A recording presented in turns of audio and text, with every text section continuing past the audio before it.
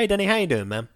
The bodies were filleted, pulped, sifted, grazed, put on a medium heat for 40 minutes until golden brown. Does meat go golden brown? I don't know. Maybe with Dalek seasoning. Yes, with those Khaled salt and Khaled pepper, Khaled condiments, Khaled turmeric, and yeah, maybe. Yeah, perhaps. We'll get to that. Jesus, guys. But yeah, we're talking about Doctor Who Season 1, Episode 13, The Parting of the Ways. That we are. Yeah, and it was written by Russell T Davies, and it is... Woo!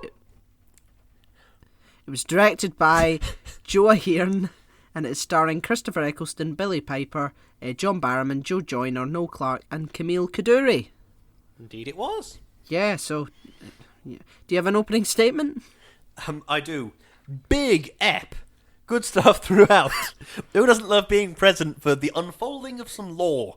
I like it very much. It's, I remember at the time I first watched this episode when I was like 5. Yeah. I remember thinking, God, this is scary, but I kind of like it.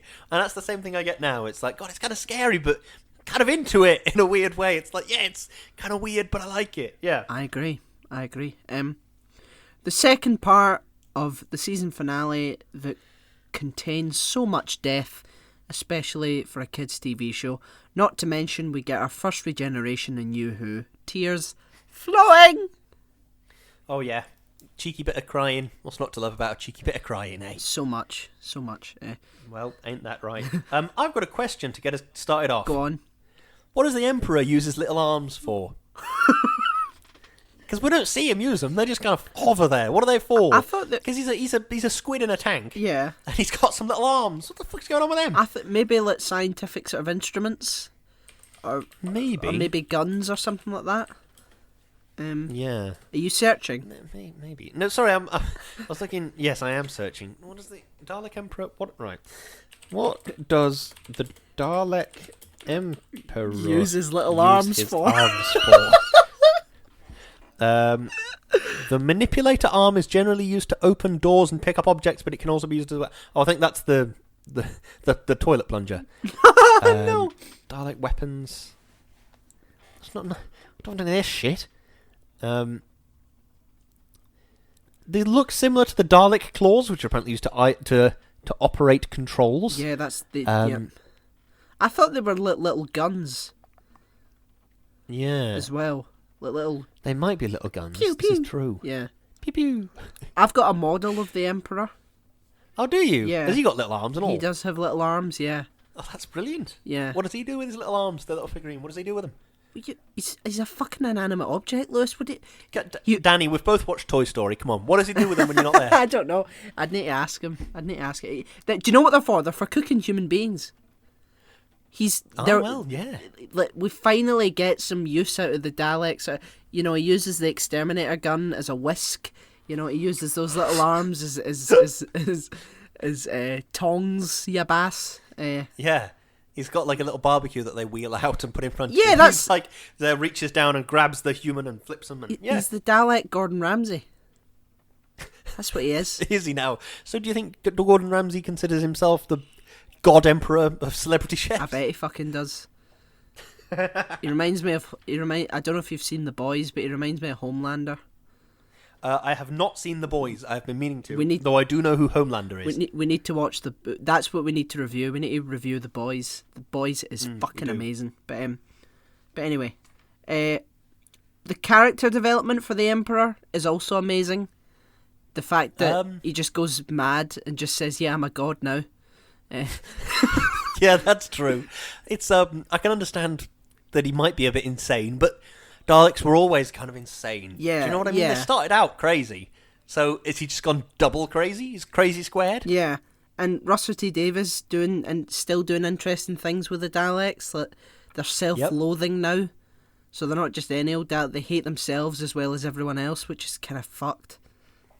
It's super fucked, but I also think it's kind of slightly hilarious in a strange way. Yeah, worship him. Do not blaspheme. I know, Jesus. Sounds like my gran. Right. By the way, Jack, he's not human, is he? No. Because they keep implying that he is, which is slightly odd. He's humanoid. I don't know if he's not from Earth, though. But he does, when he gets old, he does turn into a giant head, so that is worth considering. Yeah, but that's only because of this Ex Machina thing at the end of the episode. Oh, yeah, of course. Well, I mean, we do have to consider the Ex Machinas, Danny. Yeah, we do. I mean, what? So, how does it feel to live in a world where Daleks are fake news? Wait, what? Where it's like, where Roderick, who, by the way, really needs to get his priorities in order, is like, you're not real, they're not real. And they're like breaking down the doors, and he's like, no, they can't be here, they're not real. Yeah. Trying to kill him. Yeah, it's fake news, because the Daleks have been spewing out that the Daleks disappeared. The Daleks are fake news. That's right. Oh, that is so. Like, I'm not going to go into why, but that is so much relevance to today. I'm not going to go into why though. But yeah, that scene. The Daleks, their sole mission this episode is to get to the top of Satellite 5 and stop the Doctor beforehand. And it's a race against time because, you know, the Doctor's very clever and this Delta Wave thing is going to wipe everyone out. So they need to get there as fast as they can. But they take a wee detour. They go to the they go to the bottom of the game station. They say one Dalek must have just been like, what's that smell? What's that? I think I smell human. Oh my god, they're at the bottom. Right, okay, we'll get to it. Right, everyone into the fucking air ducts. Let's go. And they just make a conceited effort to go down and kill everyone there just because they're human. That is, oh my god. So, bear in mind, they're risking their lives. They're wasting time doing that, but they're so hateful that they just have to. That is fucked. Oh god, yeah, it's super fucked. The Daleks are fucked. This is very so dark. They start bombing continents, and was it Linda with a Y turns around and goes, okay, Australasia's gone. It's like, you know what I mean? It's kind of crazy. Like, it gave me a weird throwback to this book I read. It was a really, really good book called The Last. It's about like a nuclear holocaust, and there was this bit where at breakfast, apparently, there were like these news alerts were coming through on their smartphones in this hotel, and it was like, oh my god, there's like been bombs launched by the US and by Russia and by Korea and by all these different places. And then he goes, oh my god, Scotland's gone. That's just like a line in the book that they threw away in the book, and I was just like, hang on a minute, what? I'm standing on the edge of the abyss going, Frida. We finally got independence. Jesus Christ. Right, I've come to a conclusion in this episode. Yeah. I don't like Rose very much. No, she's quite jealous this episode, isn't she? Well, just in general, I don't like her very much. I think she's not like... The characters I like best, generally speaking, are ones who can stand on their own 2 feet. And they're like... They are a partner with the Doctor, rather than being led around by him. Do you know what I mean? Yeah. Like, that was something I always liked about Clara, was she seemed to be fairly... Like, she was quite clever, and she was quite resourceful, and that was something I always quite liked about that dynamic, was... If it just so happened that she could fly the TARDIS and whatever, she wouldn't really need him. Do you know what I mean? That's something I quite liked. But Rose is just kind of following the Doctor around, and... I don't know, maybe I'm just being a bit unfair, I'm not sure. Yeah, I don't know, I think I think most people like Rose... But like, she isn't a very good person. No, she definitely isn't. Like, with the whole Mickey thing, you know. Bear in mind, the last time that Rose saw Mickey was basically when Cardiff basically exploded and she couldn't find him and he might have died. And then and then she was like, right, well, fuck it, can't be bothered looking for him. Yeah, and then when she left the TARDIS and Mickey showed up, she's not like, oh my god, you're alive. It's like, the Doctor's left me, And then she just sort of cries into his arms. It's like, Jesus Christ, not even a hiya, glad you're okay sort of thing. And the thing about talking to Jackie, she's sort of horrible to Jackie as well. Yeah, there's nothing here for me anymore. Not your mother, who seems to desperately miss you every second of every day. Yeah, not her. There's nothing. And then it's like, and I met Dad. Don't you say that? That's horrible. Clearly, Jackie is distraught at this news. The Doctor took and yet me Rose back. just continues, and the Doctor just completely the 19 years that you've been upset over Dad's death. The Doctor just basically undid that, and I got to see him. And so all your grieving was really for nothing because there was a time machine out there that you could just go back and see him whenever you wanted.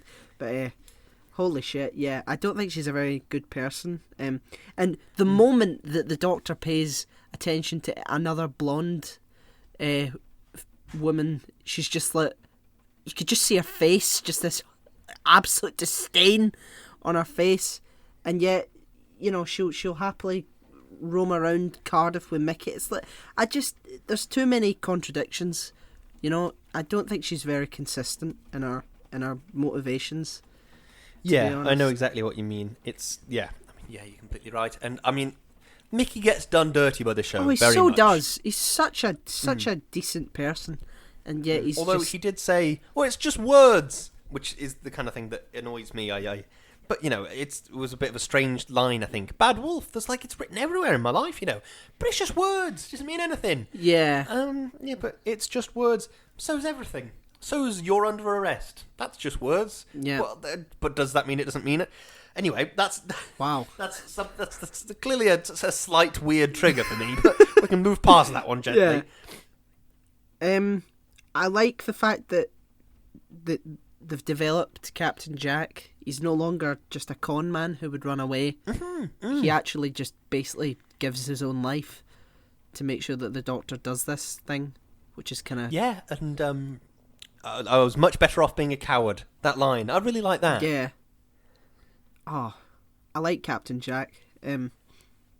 Yeah, I like Captain Jack too. You know, although I'm glad we saw him in the promotional material for the show, for series 13. That was good. You know, just to confirm that he's in it. Oh no, wait, we didn't. We got one picture of. Let me get those photos up. We were talking about them, weren't we? Yeah, we got one picture of the Doctor in a cell with markings on the wall. It looked pretty cool, looked pretty interesting. I'm all for it. And then we got this amazing other shot that looked so original and out there. And it's can you tell the listeners what that was? It was Graham, Yasmin, and Ryan sat at a table. Oh, I mean, core blimey. What does that mean? What? I know. Jesus Christ. Right. We've got to give at least a little. This is a show about Doctor Who. I feel like we should at least have a brief chat about these images. Yeah. The first one, obviously, is Jodie Whittaker, 13th Doctor, in a cell. She's like got hash marks on the wall, indicating she's been there for fucking ages, right? Mm-hmm. And she's got like a sort of a prison jumpsuity thing type on. So I think maybe it's like, oh well, what does a life sentence mean to a Time Lord? Maybe there's that kind of an interesting thing that could possibly mean something. What kind of a prison is she actually in? Who knows? I don't know. Mainly because I gave up after the end of last series. And then, yeah, they are just sat around a table in this picture, aren't they? Bloody hell. It's literally, they're just sat at a dining table. Yeah. And Ryan's like, oh, bloody hell, everything's terrible. And Graham's like, oh, don't worry about it. I'm having to think about stuff. And there's papers. And Yasmin's like, come on, right, we're going to do things now, everyone. And the other two are like, oh, no, things are bad. Yep, there's papers there, so they're researching something. Yeah. So who knows? Who knows what that means? Who knows? Jesus Christ. But anyway, back to the parting of the ways. Indeed. One thing I did like. Did you hear what? So right, that chip shop they were in when they were eating chips. Yeah, it's gone up market now. They've started serving little tubs of coleslaw. So what could that possibly mean, Dan? I don't know. It's changed hands. That's what happened. It's changed hands.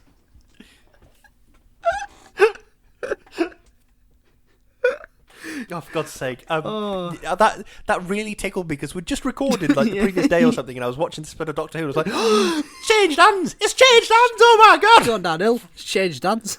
It's changed hands. Doing tubs of coleslaw now, but it tastes a bit clinical. Oh, bloody hell. It's not the same. It's not what it was. Changed hands. Jesus Christ. Right, I've got a question. Uh-huh. At the end of this episode, Rose is like, whoa, space-time bullshit, and then all the Daleks disappear. Yeah. Where do the next Daleks come from? Because I've forgotten. I'm sure they come back at some point. Where do the next ones come from? They do. They're in a void ship, and they bleed through the void into the world. And that was there's it. only 4 of them, and an arc that has millions of them. And it's the Cult of Scarrow. That's the next ones. Who doesn't love a good Cult of Scarrow? I mean, I was fascinated with the Cult of Scarrow. Yeah. When I was younger, I was like, oh, that's really interesting. They were told to like design and make interesting different new weapons, and they had names and all that. And yeah. So yeah, but we'll get to that. Yeah. So, what are your thoughts on the Bad Wolf thing? Oh, fucking hell. Does that sum it up? I think, right, not only do I take issue with the actual concept itself, Bad Wolf is just two words that you've pulled together that are not good. If they'd have picked literally two random words from a dictionary, flick through, finger on a page, like, you know that thing you see when people throw a dart at a map to decide where they're going on holiday. Do that with a dictionary, then I think you would have gotten a better phrase than Bad Wolf. Yeah. There's something very pretentious and annoying about Bad Wolf. It's just not good. Yeah, I'm still not entirely sure what it meant. Me neither. I'm gonna search it right now. Right, Right. So the idea was that Rose became the Bad Wolf. Okay. Right. Okay. I've got it. Right. Okay. So. Okay. Go on. The Bad Wolf entity. Right. Okay. After looking into the heart of the TARDIS, the time vortex itself filled Rose Tyler, who temporarily became the Bad Wolf entity. She scattered the two words throughout time as a sign to herself that she was linked to the Doctor, creating a looped ontological paradox. Right. As in, she wrote that down because she wrote it down. The idea is who wrote Beethoven's Fifth or whatever, I guess. Yeah. Who first came up with the idea? Yeah. The Bad Wolf entity was incredibly powerful and could destroy an entire Dalek fleet by device. Yep, we got that. Later references. Upon her meeting with the werewolf host. What? This doesn't in any way explain what this is. Would it? Yeah. You just become this thing. You look into a light. It's like, oh no, but it was perfectly set up because they did it in Boomtown. Oh, it's like, yeah, but at the end of the episode where she just becomes an egg. Yeah. Also, that leads me on to my question. Was there a very real chance that Rose would have become an egg or a baby or something? Imagine she did. That would have been so funny. I'm here to rescue you. I'm here to rescue you, and I am an egg. Yeah, and then the Doctor picks the baby up and is like, yeah, she can live her life from scratch now. She won't become a horrible person that plays with people's feelings. Oh, God. But anyway, yeah, Bad Wolf. Yeah, so it's an ex machina without a fucking shadow of a doubt, right? It's the biggest one. It shows up, has these new powers, and basically saves the day, right? But I think the reason that it maybe works is that there's an in-universe consequence for it. Yes. It does an interesting thing with Captain Jack, who gets brought back forever, sort of thing, and the Doctor obviously regenerates. So I think the writing staff were like, yeah, it's pretty just out there and just out of nowhere, but if we have the Doctor regenerate, I think we can get away with it, sort of thing. Yeah. No, I like that. That's a good point. It's an ex machina. The problem with an ex machina is it's like accidentally stumbling across the perfect jigsaw piece to fill the puzzle. Do you know what I mean? That's the problem with ex machinas. I think by saying, oh no, in order to fit this jigsaw piece, they actually had to cut a bit off the jigsaw piece to make it fit. Do you know? Then I can kind of get a bit more behind it in a way. Yeah. If it was the case that Rose showed up as the Bad Wolf and killed all the Daleks and the Doctor didn't regenerate, then I would be nowhere near as forgiving, and I'd be like, that's bollocks. Yeah. But I think they had to look. If Christopher Eccleston didn't want to leave, I think they would have wrote it differently. Yeah. I don't think the Bad Wolf would have been the same thing, because it was only because like halfway through series 1 he was like, no, I don't like where this is going, so I'm deciding to leave. I think he had creative differences between like. Yeah, I was told it was something about he didn't want to be typecast. Or something like, yeah. So I don't know, but so I'll give them the benefit of the doubt on that one. So yeah, and then obviously Christopher Eccleston regenerates. Yes, into David Tennant. Oh, I love David Tennant. I've got written down here, David Tennant, David Tennant, David Tennant. I love him. He's great. I think Christopher Eccleston was so underrated.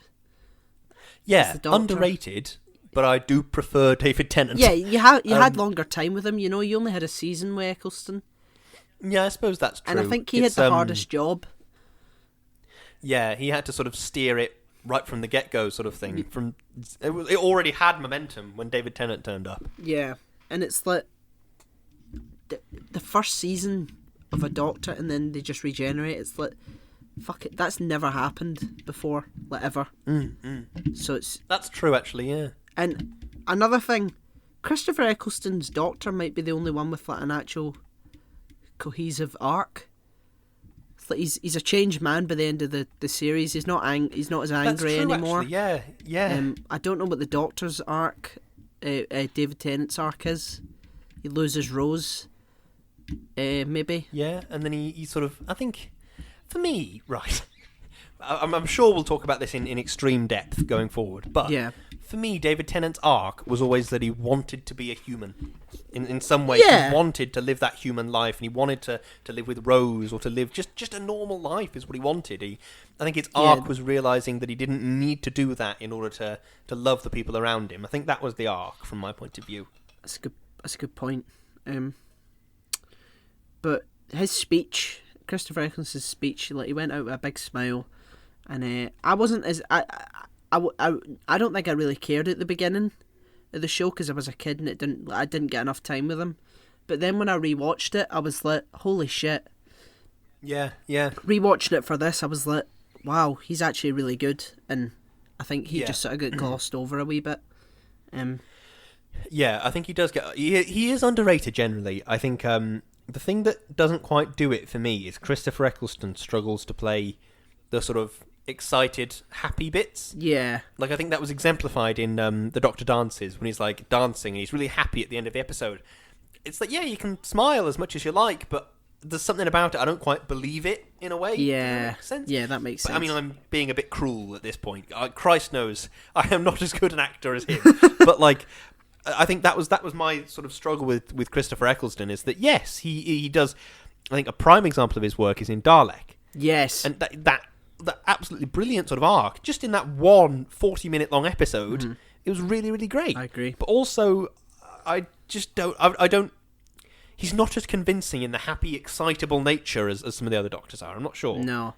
And I couldn't see him standing on a beach upset about leaving Rose, sort of thing. No, that's true, yeah. I don't think... They don't have the same chemistry, I think. That David Tennant and her clearly do. Which is, yeah. But that's just my... Cause, I couldn't agree more. I think...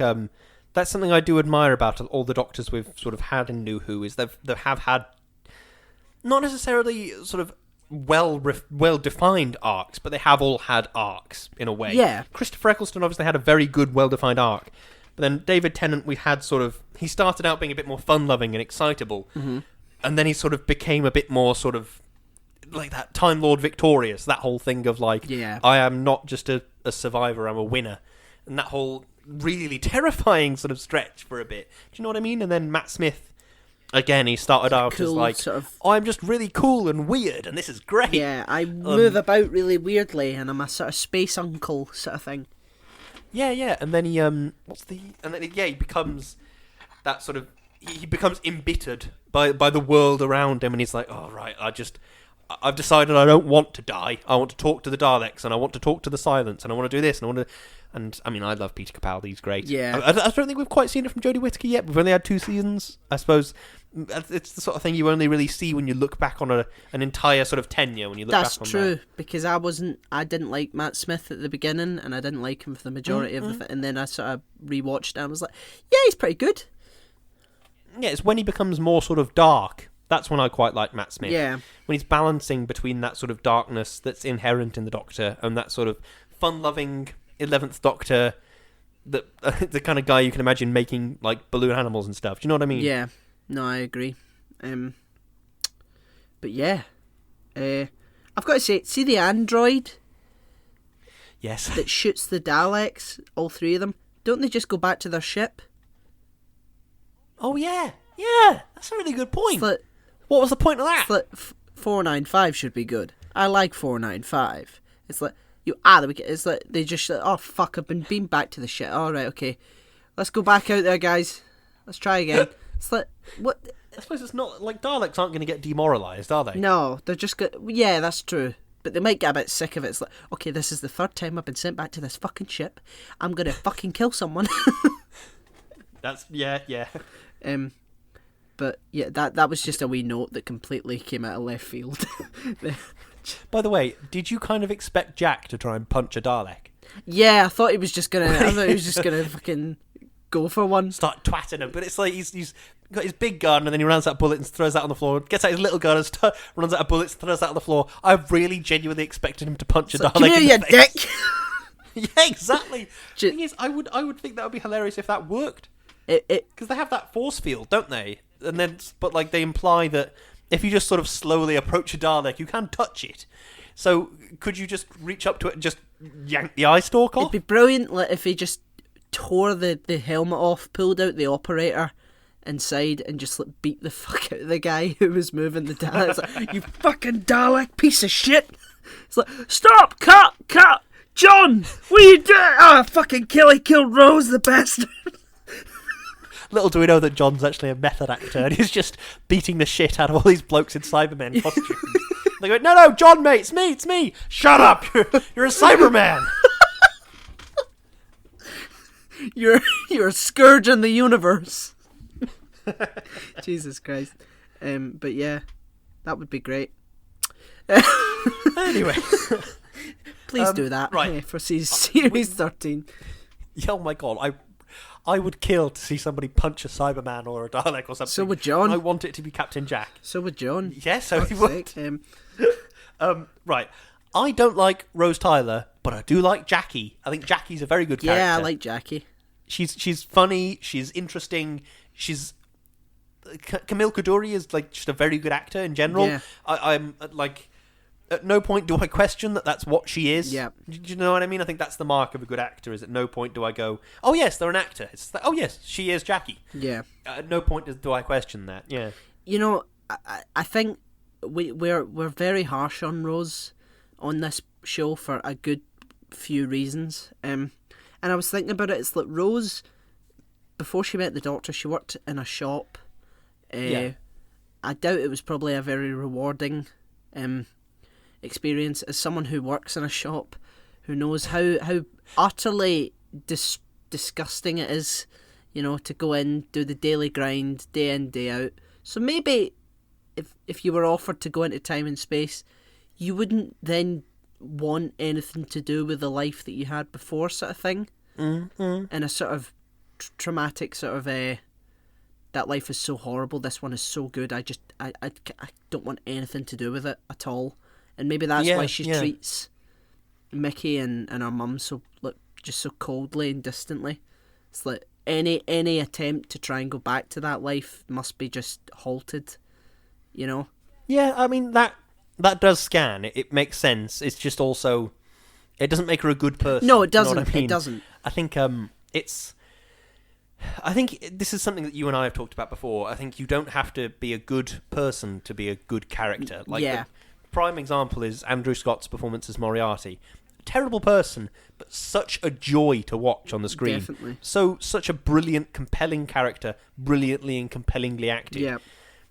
There's just something about Billie Piper or Rose Tyler or something that I just don't like it. I just don't. I don't enjoy watching her. Yeah. In the show, I don't know what it is. And if somebody out there can piece together these pieces of my brain and tell me why I don't like it, then please let me know. But there's something. I don't know what it is. There's something. I wish they would have given her a little speech about that, because that would have made it a bit more understandable. Because you forget that she worked in a shop and and then she does these bad things, and you're just oh fuck, why are you doing that? But if she gave a speech maybe in this episode, I've worked. I've had a boring, miserable life, and any, chance of getting out of it is what I need to do, Yeah. But yeah, so I don't know. It makes her interesting, at least. Yeah, which is good. You know, she's not very nice, but she's interesting. But yeah, so Well, I think I have run out of notes, to be honest with you, Cocker. I have as well. Do you have a closing statement? There we go then. I certainly do. And thus ends Christopher Eccleston's run. I like him, but I love David Tennant. Let's go! Yeah.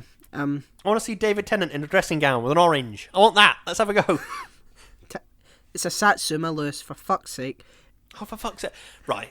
I have made a deliberate attempt in my life to not be in a situation where I have to peel and eat a citrus fruit with my hands. Because I think it is one of the worst foodstuffs in the universe. I have nothing against lemons or limes or oranges or any kind of bizarre twist on what an orange is, where they're called a satsuma or a tangerine for some utterly insane reason. Fine, great, those things exist and I'm a fan of them. I like putting lime in my cooking and I like putting lemon in my cooking. I hate eating oranges with my hands. I hate the peeling, I hate the splitting, I hate the eating, I hate it so much, it is atrocious. So therefore, I do not know the difference between an orange and a satsuma and a tangerine and a mandarin. I do not know the difference between all of these things. Hold on, what have I got in here? A satsuma. Oh, that friend of your mother's, he does like his snacks, doesn't he? And then he kills a man afterwards, after saying that. But anyway, my closing statement is, great episode, great departure for the Doctor. Captain Jack is just left to rot, essentially, and we get David Tennant, one of the best Doctors in the show's run, and I can't wait to see what happens next, even though I've already seen it, and we're just going to be talking about stuff that we've already seen. But anyway, indeed, yes. But anyway, we've got some shilling to do, Cocker. We do. I am on Instagram at O'Hiram. I'm on Facebook at Daniel K Actor. I'm on Twitter at Kerzo2000. What are you on, Lewis? I am on Instagram at Lewis_Brindley. I am on Twitter at LewisBrindley4. And I have a Facebook page called Lewis Brindley. And also, the show has a Facebook page, which is called Shouting Into the Void. Can you guess where we came up with that Facebook page name? And it weird. But yeah, we've got loads of followers on Facebook now, and it's brilliant. It's a nice little community. Absolutely love it. Come and check us out. Give us a like. Give us a follow. Cheeky like. Post something on the page. I'm very Facebook illiterate. I'm learning through YouTube tutorials on how do I post a comment on a Facebook page, and then I have to figure out how to do it based off that YouTube thing. But yes, come and join us on Facebook and watch me slowly figure it out like the old man that I am. Please do. We are on Podomatic, we're on Spotify, we're on Apple Podcasts, we have a YouTube channel, we're on Deezer, we're on Google Podcasts, we're on Amazon Podcasts, we have a PayPal donate button, so anything you can spare, anything at all, it is greatly appreciated. So yeah, anything at all. We are also on Patreon, and we want to take this opportunity to thank our wonderful patrons, Chloe. Thank you. Darius. Thank you. Sophie. Thank you. Peter. Thank you. Aditya. Thank you. And Richard. Thank you. Thank you so much. Thank you, one and all. You mean the absolute world. Your support means the absolute world. You help us pay the costs that are affiliated with running a podcast, and you are the reason the show exists. So thank you. Definitely. If you would like to join them among their number, it's patreon.com/shoutingintothevoid. Yes. Go and check it out. We've got a million different tiers from, well, we haven't. We've got 3. From as little as $1 per month, which is, what's that, like 80p per month, which would make it do 8 episodes a month, 10p an episode-ish. Yeah. So please. Based on, depending on the exchange rate. Please. So check it out anyway. Please, we're broke. Please, no. We also have merch. We sell jumpers, tote bags, t-shirts, stickers, mugs, loads and loads and loads of stuff. And that would be on Teespring and Redbubble, so they'll be in the show notes. They'll be within arm's reach. Go have a look, see what tickles your fancy, and if you want to buy it, go ahead.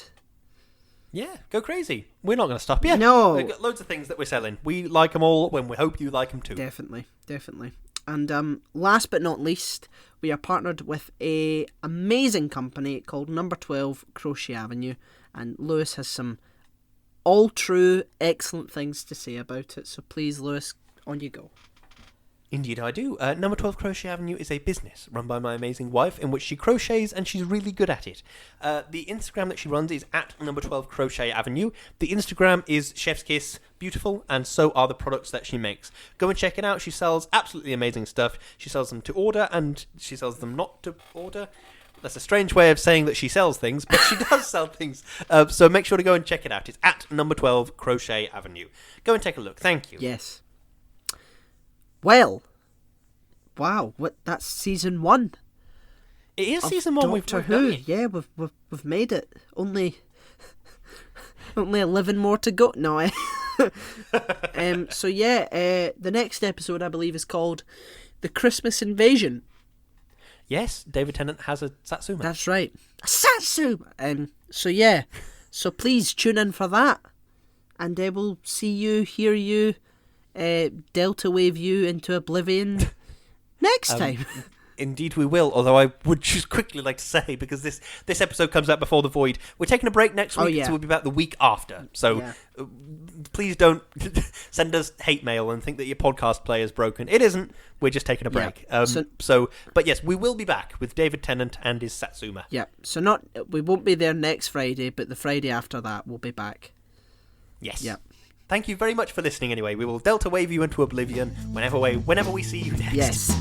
Goodbye. Goodbye.